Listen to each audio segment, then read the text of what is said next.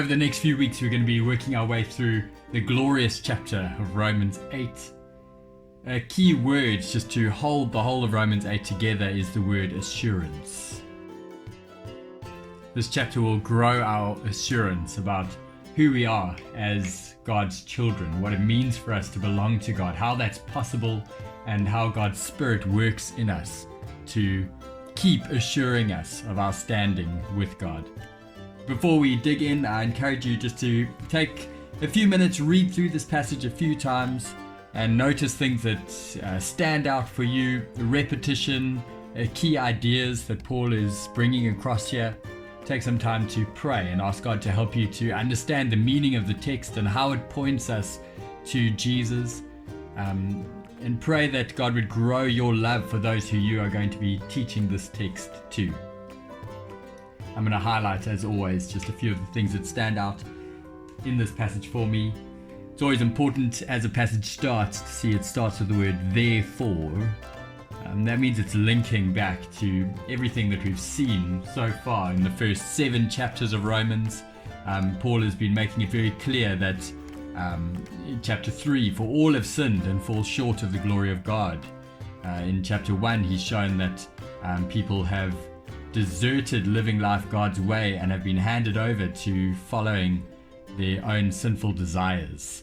In chapter 5, we see that God gave us his best when we were at our worst. Chapter 5 verse 8 says, "But God demonstrates his own love for us in this: while we were still sinners, Christ died for us."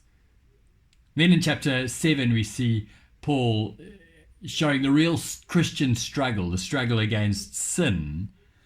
But then chapter 8 grows our assurance. Therefore, there is now no condemnation for those who are in Christ Jesus. This is really, really good news. And let's see how this is possible for us. There is now no condemnation. And this word idea is repeated. There's no condemnation for us because he condemned sin. That is, Jesus condemned sin in the flesh. He died the death that we should have died. Now, 2 of the key themes that come through in this passage are the idea of the sinful flesh, or the flesh, compared with the Spirit. So let's work our way through. We've got the law of the Spirit, and the Spirit is repeated all the way through these verses and a lot in Romans chapter 8.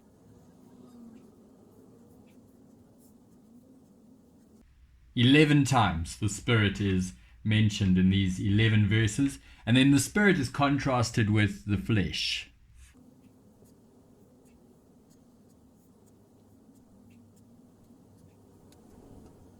So there's 10 repetitions of the flesh, 11 repetitions of the Spirit, and 10 of the flesh. That kind of repetition in a passage like this really should highlight for us that Paul is doing a contrast between life by the Spirit and life by the flesh.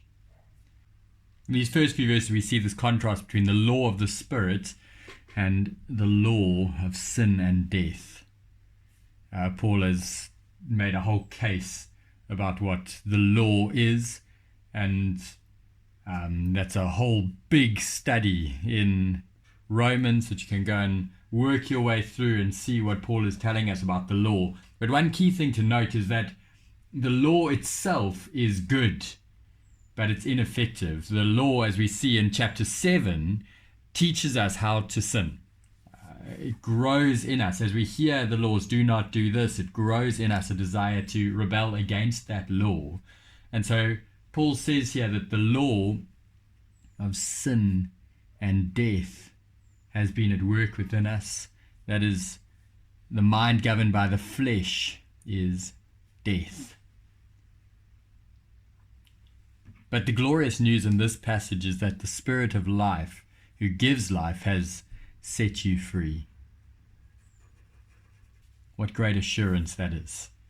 We've been set free because of the Spirit who gives life. You see here, the Spirit gives life. The mind governed by the Spirit is life and peace. Again, we see the Spirit gives life because of righteousness. Another repetition to just take note of. Paul speaks of Christ or Jesus Christ throughout this section as well. The Spirit of Christ. Interestingly, he says the Spirit of Christ here and the Spirit of God. Paul alternates between Spirit of God and Spirit of Christ here, showing that Christ and God share the same status. It's important to note.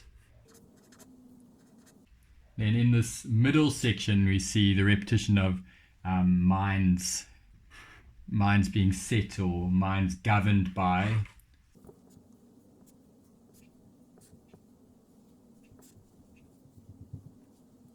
So if we just break the passage up a bit, can divide it up like this.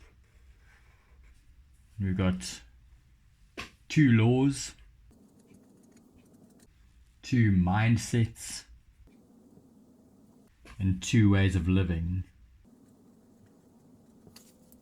And in each of them, see, Paul says, you are either the 2 laws, it's either the law of the Spirit or the law of sin and death. But the great news as he starts, therefore there is now no condemnation for those who are in Christ Jesus, because through Christ Jesus, the law of the Spirit of life, or the Spirit who gives life, has set you free. We can have this great assurance. We are not under the law of the flesh. Christ condemned sin in his flesh.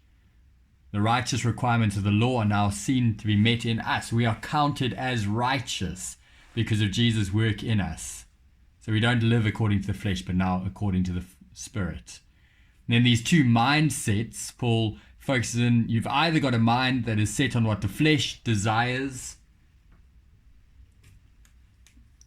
We've got the desires of the flesh and the desires of the Spirit.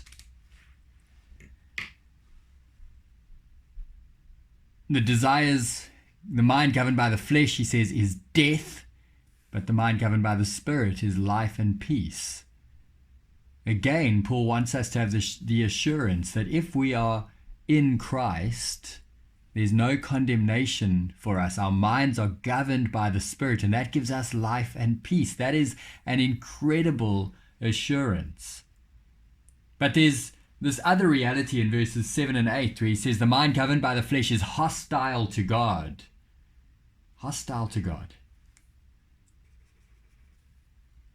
It cannot submit to God's law. It cannot please God. Now this just blows out of the water the idea that you can do whatever you put your mind to, which is the message our world is constantly giving us. Paul is saying, no, the mind that is governed by the flesh is hostile to God. It actually cannot submit to God's law. And if you're in the realm of the flesh, you cannot please God. That is the reality that Paul wants us to see in these verses. There's only 2 laws, the law of the Spirit or the law of sin and death, 2 mindsets, mind set on the flesh, which leads to death, or the mind governed by the Spirit, which is life and peace. If you're in Christ, you have a mind governed by the Spirit. That is a great assurance. And then the last few verses, we see these 2 different ways to live. You're either living in the realm of the flesh, which we've seen is death. But if the Spirit of God lives in you, so if you are in Christ, then you have the Spirit in you. And that same Spirit, it's incredible what Paul says here. The Spirit gives us life. The same Spirit who raised Jesus from the dead will also give life to us. Will also give life to your mortal bodies. The same powerful Spirit who raised Jesus from the dead is at work in those who are in Christ, those who no longer stand condemned. There is incredible assurance in this passage, and this is a wonderful passage for us to be digging into. We can sometimes not believe this promise. There is now no condemnation. Our own sin and the suffering in the world around us can cause us to lack assurance, and Paul wants us to have great assurance. Paul wants us to know that there is no condemnation. We have the law of the Spirit who gives life. We've been set free. The Spirit is life and peace. That is the assurance that is ours. The same Spirit who raised Jesus from the dead is in us. He will also raise us to life. So we have God's Spirit empowering us to live God's way now, governing the way that we live now. And we also have the assurance that one day He will give life to our mortal bodies. We will be with God in glory one day. We have great assurance that should cause us to live as people who are rejoicing in the truths that are ours, rejoicing that there is now no condemnation, treasuring the truths of the gospel. So as you dig further into this passage, as you teach it to others, I pray that you would really delight in these truths, and that you would help people to see the great joy that is ours as those who belong to Christ. We have great assurance. Let's share that well as we teach this to others.